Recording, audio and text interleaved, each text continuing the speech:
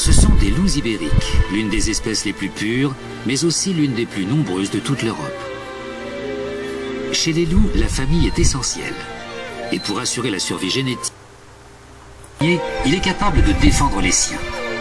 Ils se reconnaissent, se souhaitent la bienvenue et sont contents de se retrouver.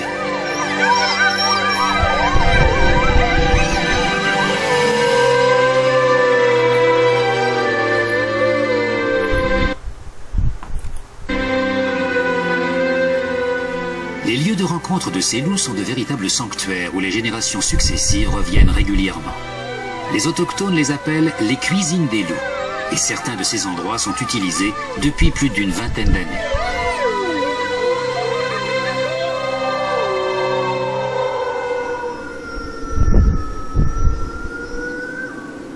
Les montagnes d'Espagne ont toujours été intimement liées à la vie des loups et des hommes. Ces contreforts ont été le théâtre de batailles innombrables, de l'époque des légions romaines à celle des chevaliers des Templiers. Ils dressent le portrait d'une histoire faite de sang et de légendes. Les mythes ancestraux ont fait du loup bien plus qu'un simple prédateur. L'animal a fait l'objet d'un véritable culte. C'est devenu une créature quasi surnaturelle.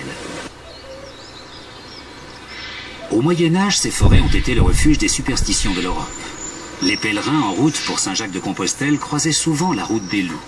Leur simple présence inspirait la terreur, et c'est ainsi que ces animaux sauvages ont été assimilés au diable. Mais le loup a survécu au passage du temps, fidèle à ses montagnes, humant l'air comme il l'a toujours fait, la tête haute. La finesse de son odorat canin lui fournit de précieuses informations sur ce qui se passe sur son domaine. Il aime imprégner sa fourrure d'odeurs très puissantes. Les scientifiques ignorent la raison de ce comportement, même si certains pensent que c'est un moyen de se faire remarquer auprès de ses congénères. L'organisation sociale des loups est complexe et s'exprime à travers des postures codifiées. Le rang de chaque individu est strictement défini et chacun doit faire acte de soumission quand un animal d'une hiérarchie supérieure approche. Ces démonstrations d'allégeance envers le chef préservent la paix au sein de la communauté. Cette ritualisation canalise les velléités d'agression entre des animaux puissants et dangereux, évitant ainsi les véritables combats. Nul ne veut blesser un compagnon de chasse, car pour ramener une grande proie, la meute a besoin de tous les crocs disponibles.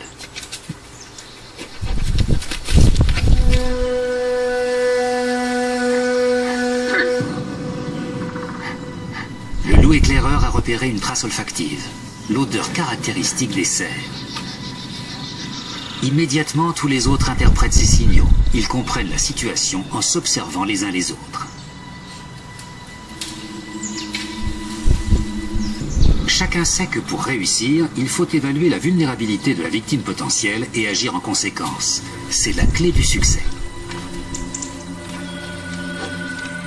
Précisons qu'il y a des millénaires, les loups ont abandonné la tactique de la poursuite directe de la proie, préférant chasser en embuscade.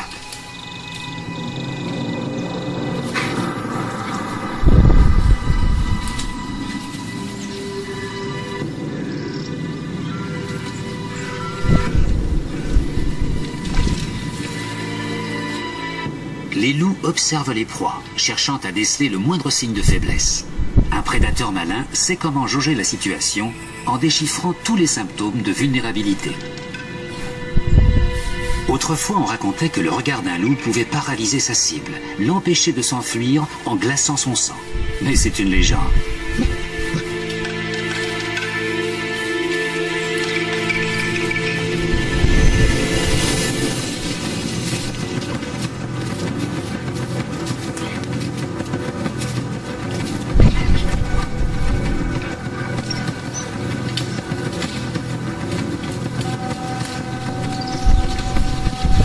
Les loups ont fait fuir les cervidés dans la direction voulue. Maintenant, il s'agit de les traquer de manière prolongée et soutenue à la vitesse idéale pour s'assurer que les poursuivants dépensent aussi peu d'énergie que possible.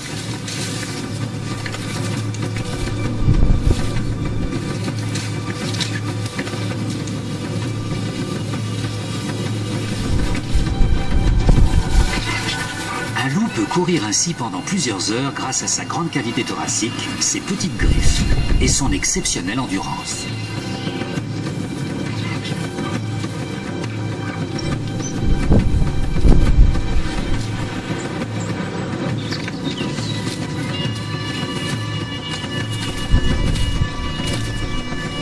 Tôt ou tard, l'un d'eux fera une erreur qui lui sera fatale.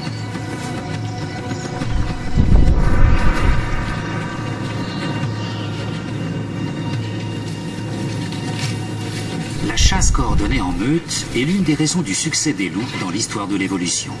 C'est le fruit de leur système de communication très élaboré.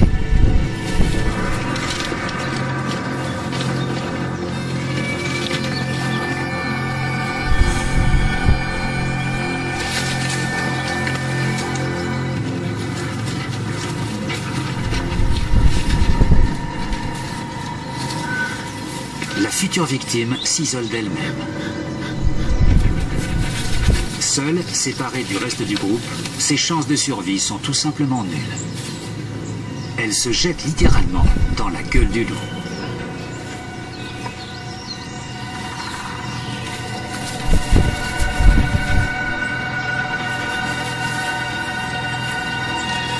La mise à mort de la proie est l'apanage du chef du clan. Le reste de la meute immobilisant la victime.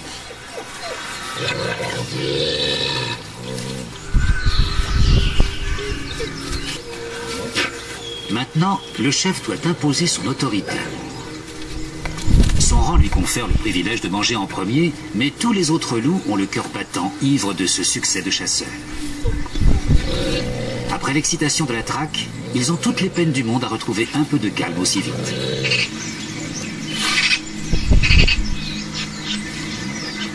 Chacun respectera la hiérarchie, du moins pour l'instant.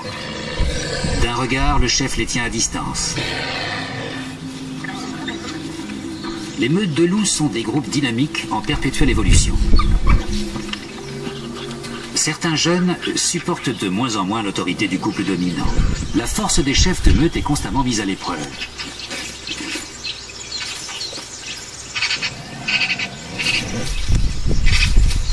Aujourd'hui, les loups de rang inférieur n'auront même pas le droit de se rassasier car le chef a décidé qu'il fallait partir immédiatement.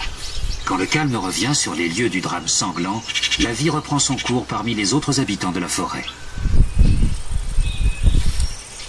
Pour les pies, cet événement est une aubaine. Pour les autres, c'est une simple interruption. Les campagnols se déplacent le long de petits sentiers qui traversent les champs indétectables par ceux dont le regard scrute sans cesse les alentours. Mais quelqu'un d'autre prévoit de tirer parti de la situation. Ce chat sauvage est repéré par une sentinelle qui alerte immédiatement son compagnon.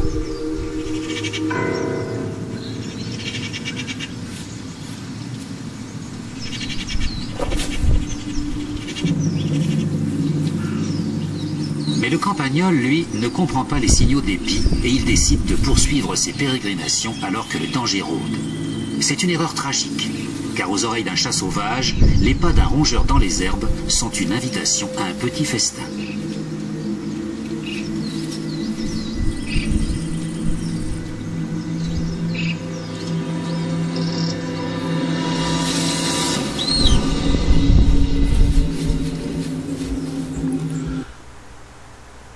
Abonnez-vous à la chaîne si vous aimez cette vidéo. Je vous souhaite une belle journée.